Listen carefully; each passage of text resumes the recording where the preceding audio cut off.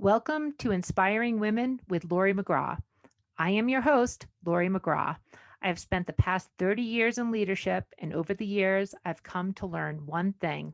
Women need women, and not just any women, but inspiring women. Tune in every week to hear from women at the pinnacle of their careers and from others who are just starting out. Episodes can be found at inspiringwomen.show or subscribe on your favorite podcast app. Thanks for listening, and I hope you will be inspired.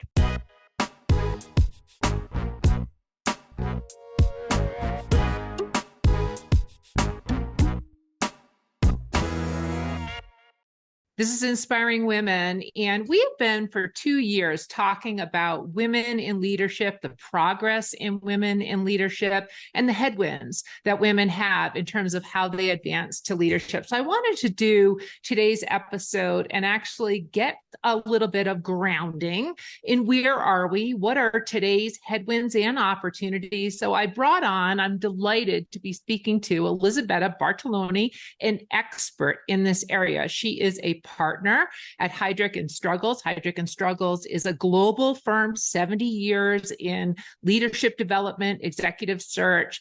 Elisabetta is 20 years in executive search. She's both a partner. She also is the co-chair of the WIN Network, which is developing women within the company of Heidrick Struggles. And Elisabetta, thank you for being on Inspiring Women. Thank you so much, Laurie, for having me. I've watched a number of your Inspiring Women episodes, and I really enjoy the content. So thank you for having me, and thank you for the audience for listening. Well, I am looking forward to the conversation because I really wanted to get, sort of level set, like, where are we? We're in a new world of leadership development in terms of post-pandemic, lots of discussions about people needing to come back to the office finally. But before we even begin, why don't we start with a little bit about you, Elisabetta? Like, what do you do? 20 years executive search, 13 years at Heidrick Struggles, a partner. Give us a little bit of the backstory. How did you get there? What does day-to-day look like? Absolutely, happy to. So I arrived to New York in 1997 because I won a scholarship to go to NYU. And it was an exchange program. And when I arrived, I fell in love with the city. I fell in love with the people, with the energy, and really the ability to shape your career here. So my first job was in financial services, was at Goldman Sachs in banking. And then I spent a little stint there. And then in 2000, I moved to executive search. And I've been in executive search, as you said, since then. My focus has always been financial services. And so my clients are financial services institutions that are looking for executive talent across the capital markets, sales, trading and research, and investment banking. So as you said before, I lead our America's global markets practice for the firm. And I also co-lead our America's Women Inclusion Network. I want to talk about that inclusion network because that you have that within a firm that's focused on workforce development, just as its mission is just interesting in and of itself. But before we get to that, can you just talk about, sort of like today's executive leaders? What makes a successful executive in today's climate? And how is that perhaps different than maybe even 5 years ago or 10 years ago as you've been working on this for 20 years? Yes, absolutely. So I would say that even before pandemic, there was an interest or understanding of the importance of putting people first when it comes to leadership, when it comes to CEOs. However, the pandemic, as you mentioned, has accelerated a lot of these trends and the importance of really for the C-suites to think about and to focus on empathy and inclusion. In addition, I would say that all the social issues that have arisen in the last few years have also spotlighted the importance for leaders to take a position and really help their employees in navigating those feelings. So empathy and inclusion. So these are skills that they seem more female leading in terms of, what they are. There's skills that perhaps women leaders are more naturally inclined to be. Is that helping women advance into leadership if those are more the focus? Maybe even define a little bit for us. What does it mean? What does it mean to be an empathetic leader? I know it sounds like such a basic question, but how do you know whether someone really has it or doesn't? Well, I actually think, Laurie, is a very good question, because it's not very easy to understand if the leader is actually going to have an inclusive style of leadership. So there are different assessment tools that now are being used, not only to assess the leaders that you're hiring from the outside, but also to assess the leaders that you have inside your organizations and how to really help them to grow into that skill set. To your point also, yes, these skills are female, probably more female oriented, you would think. But I also think that also these skill sets are not easier necessarily to master than those hardcore skills that we always have talked about in the past that could be more, finance related or strategy and so on. So to go back to what you were saying, you were asking, in terms of what is really empathy. Empathy is the ability to really understand and connect, I would say, with your organization, with your team, and understanding what their needs and what desires are. But at the same time, it is not to just be liked by everybody. So a leader needs to still, with authority and confidence, being able to exercise is leadership and making an ability to make decisions when it comes to business decisions. But what has changed, Laurie, is the communication that has to happen from the top to every level of the organization. So you're not just going to make the decision, you also have to be able to communicate why. So why we're making this decision, how you're going to implement it, and when is going to take, is going to be in effect. So those are very important traits that a leader has to think about. Is a different communication style. We talked about also about humble leaders. And so, but again, a humble leader is not someone that would just take everybody's opinion and not exercise his own authority and leadership. So that's what I would say empathy is. Inclusiveness is something that, as I said, is key. And how do you continue perform that in an organization is changing. It's about progress versus perfection. And we have seen how a lot of training also is evolving. We have seen a lot of unconscious bias training, for example, that originally we thought it was going to be really effective, and it has not been. So again, it's a work in progress, but it's a very important work that I can tell you a lot of CEOs are doing of top organizations. We do a lot of surveys at Heidrick, and it's something that I'm very proud of, because we base a lot of our findings on really research. And I'll tell you a couple of surveys that we have done, and I thought it was very revealing. So first of all, we interviewed a number of CEOs across different countries in what are the key drivers for financial performance in their organization. Mm-hmm. And in the US, as in most of the other countries that we look, not all of them, but in most of the other countries that we look, culture is number one. Yep. Strategy is number two. Talent is third. Operating model is fourth. And then is leadership. So few years and ago, is that different than what it used to be? I mean, I would have expected operational performance and strategy to be, top of the pyramid. Exactly right. So it has changed. Now everybody recognizes that culture is a key driver for financial performance. Mm-hmm. So that is a big change. We also have done another survey, for example, where we have basically asked 3,000 employees across all levels of different companies what they felt about the culture of their firm. And we have asked them a variety of questions regarding simplicity, inclusivity, and so on and so forth. And what we have realized is that the individuals that scored highest in terms of what they felt about the culture, the positive culture of their firm, are the ones that actually belong to the firms that have double of the financial performance respect to the others that scored at the lowest. I think this is the key, right? I mean, and this is what remains to me just so befuddling, because financial performance, which is such an, is those are very clear metrics, when those are tied to culture, inclusivity, showing up as your authentic self, a sense of belonging, and yet those are more, I think, challenging to figure out how to define.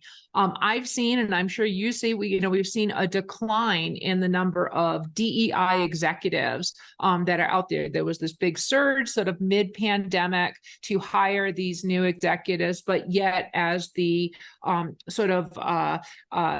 tighter budgets, perhaps, those are executives that have been lost. So in terms of how you coach, encourage people to develop those skills, if they don't necessarily naturally have them, what do you ask them to pay attention to measure themselves by, to know that they are providing that empathy, that inclusivity, that sense of belonging for their employees? Yeah, it's a lot of more work around understanding not only what they've done, but how they've done it. So is the how that now becomes very important, is also what is the purpose in the way they lead. So there are a variety of different, I would say, there might be similar questions, but there is a different accent on those questions. The other piece is, of course, getting it through a lot of more referencing. Those are key, the understanding how really the people around those leaders have felt throughout their leadership.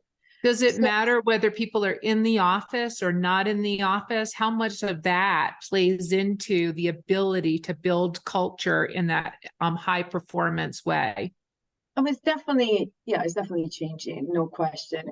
Not being in the office creates a variety of different, I don't know if challenges, but definitely different dynamics that leaders have are taken in consideration. And so it's more attentions to creating more social events, more gatherings outside of just going to the office every day, because as you said, not many people go. So it's really a different attention on how to create that community, not only in the office, but outside of the office. Yep. Well, these things really speak to, and they're encouraging for the opportunity for women in leadership. Let's focus on women in leadership. So, Heidrick Struggles, you have, I believe it's about 400 consultants who are in the area of executive search. Just reading through your ESG report, you're placing at the board level and CEO level, 67%, nearly 70% in the United States, over 70 of diverse candidates, which is our exceptional numbers, yet we also know there still is a gap. So it seems like there's opportunities. We know there's progress, so there's still, maybe we've crossed the 10% mark of Fortune 500 CEOs who are women. We have over 12% of the richest people in the world at the billionaire level who are women. And those perhaps are encouraging, just as we're seeing sort of women having an economic moment with movies like Barbie and Beyonce and Taylor Swift and all those things. Yet you and I both know the amount of work still to be done to advance gender equity at the leadership level is enormous. So could you just talk about, Elisabetta, the state of play? Are we making the requisite progress? What are you seeing as you work with your teams placing executives every day? Yes, so I think we are certainly making progress in the way I see also our clients coming to us for not only recruiting on diverse talent, but also advice of how to make as we talked about before, an inclusive culture and so on. Because as you said, Heidrick not only does executive search, but also does consulting at the human capital level. So I see a lot of work that clients hire us for is around D&I journey, how to make your firm more inclusive, and so on and so forth.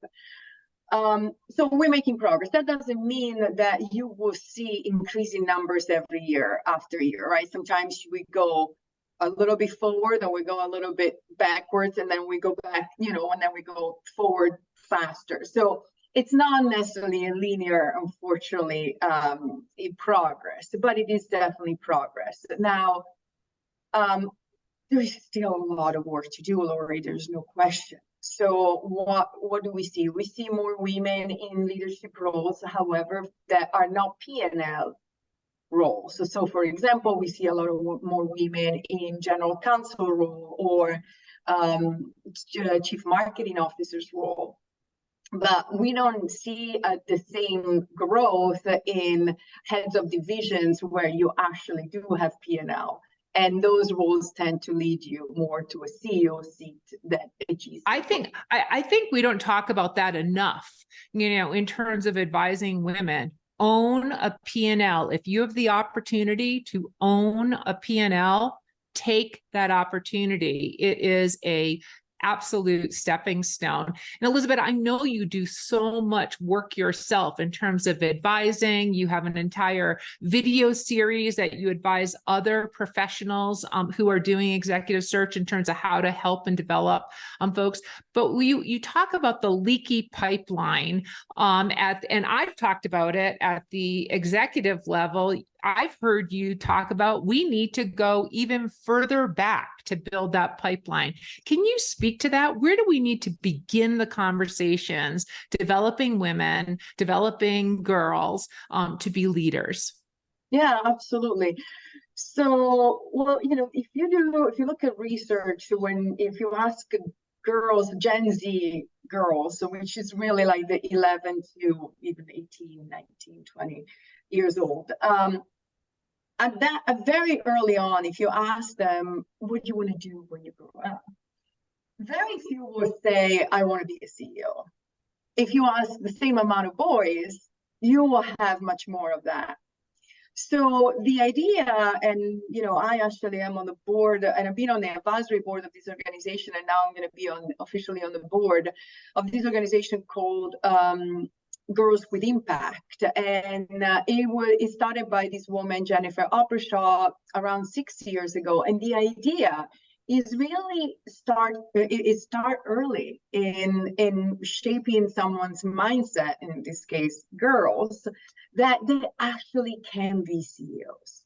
Even if they don't have many models, right? They don't see a lot of CEOs women, but they can gain the skills and the presentations and the financial skills and everything, the leadership, the entrepreneurship, to be the CEO. So this course, for example, that was developed with Harvard, because that's what this organization does, is basically teaching these young girls how to be CEOs. So it's an e-learning program. It's something that you do online. And as I said, is going to really reinforce or educate these young girls around entrepreneurship, leadership, finance, and so on. And at the end of the course, they have to create a venture. They have to be the CEO of a venture. So now they can. And I'll tell you, because I've seen a lot of these girls going through the program, and I've seen that at 14, 16 years old, and they now have 3 or 4 ventures. They're CEOs of 3 or 4 companies, which is incredible. And their ability to be comfortable in front of an audience is beautiful to watch, because it's something that we all learn late in life. Their level of confidence really is to a whole new, is very high, and it's beautiful to see. So my point is, I think going, early on and really make these women feel that they can, if they want, they can. That is an amazing, amazing program. It's heartwarming to hear it. I can imagine not only is it incredibly impactful, but you can just sort of, hear your joy that's coming out of watching these younger women evolve with that opportunity. But that's not all in terms of what you do, in terms of you practice what you preach. And so tell me, in Heidrick and Struggles, again, $1 billion organization, a global organization, you are the co-chair of the WIN, the Women's Network, the employee resource group for the organization. Why do you have such a thing within the organization, and what do you do? Absolutely. So first of all, Heidrick not only helps its clients, of course, in D&I journeys, but is very focused on doing a walk in the walk. So many years ago, and I think the Women Inclusion Network was our first ERG that we developed 5 or 6 years ago. We wanted to really create a firm internally that was going to be an example. So our Women ERG was created with 4 pillars. Basically, the first one is to be a think tank. So what are the potential policies that we should think about improving, changing within the organization that are affecting our members and can really make their lives better? So for example, many years ago, we identified that our parental leave was not up to what it should have been. And we raised that to the top and we changed it. So now we have paternity and maternity leave policy that is, one of the best on the street. So think tank is one of the pillars. The second one is learning and development. We realized that we wanted to continue, of course, grow with our skill set, and sometimes women don't have that training early on around being comfortable in front of an audience. So how do we develop these skills? So we created a lot of different, and we hired a lot of external consultants to come in and teach us. The third pillar is around really creating a community where those difficult conversations could take place in a safe environment. And then the fourth one is giving back to the community and really participate in and sponsor these organizations that are really making a difference. So Girls with Impact is one, Luminar is another one, the American Heart Association is another one. And they're all, different level of, seniority that they potentially address, or different problems. The American Heart Association is about clearly health. Mm-hmm. And the reason why we decided to sponsor and participate is because cardiovascular disease or diseases, they kill more women than number one. All cancers combined, all type of cancers combined, which I was shocked when I learned that. Yep. So these are examples of organizations that we sponsor. But Heidrick we don't only have the Women and Inclusion Network, or Women ERG, how a lot of people call it. We have people of color, we have disabilities, we have veterans, we have pride. We have a lot of these different ERGs. And what I think has changed, because now, as I said, it's like 5 years, is that we come together. So a lot of our events right now are intersectionality events. So the topic is a topic that affects different ERGs, and we all come together to talk about it. So we're not talking about our problem just with us. We want to be inclusive, going back to what you were saying, and really have this conversation more publicly. I think these are so important, and I love the outline that you just gave, because it's more than just an affinity group. Which is important and social and feeling like you're with like-minded or like others, but you have policy, you have advocacy, you have giving back in terms of what you're doing. And I think that is such an important recipe, not just for the members within your company, but also for what is in front of us, which is whether it's coming back to the office or the evolving cultures like you started on. These have been really, really wonderful points. And I just so appreciate, Elisabetta, you talking to us on Inspiring Women about them. As we close out on this conversation on where we are with women in leadership, I would just love it if you could give you give so much advice freely to others as well as publicly, maybe just a tidbit that, so maybe a tried and true, something that really has worked for you that you could close out and share with our audience, please. Yeah, sure. I'm happy to. And a few, one thing that always helped me throughout my career, and it's pretty simple. It seems simple, but it's not necessarily as simple as it sounds, which really is spending 80% of your time on the solution and 20% on the problem. I think a lot of us tend to rehash the problem. You want to hear all the different parts of the problem, then you're exhausted when you get to the solution. Invert it. And I think that's very helpful to me. But the other piece that I would say for women as they think about building their career in their organization, one, continue to build your ecosystem of supporters, men, women, it doesn't matter. And both, actually, it's even better. But you're not going to rise to the top by yourself. This is not a homework at school. You need an ecosystem that will support you going up and staying up. So that is very important. The other piece is, you talked about advocacy, is very important. So when you get into a role and maybe things change. Maybe, you thought that there were some responsibilities that were given to you, or your title was in a certain way, and then things change. I've seen at Laurie, a lot of women, instead of going to their boss and say, well, what's up with this? Mm-hmm. Why is this change? What does it mean? They tend to make a lot of assumptions and then look for another job. And when I ask them, did you ever bring this up to your boss? They're like, no, I didn't. Yeah. So listen, it takes courage, and it takes, that's totally understandable. But if you have the entourage around you, you'll feel better. And if the conversation goes well, great.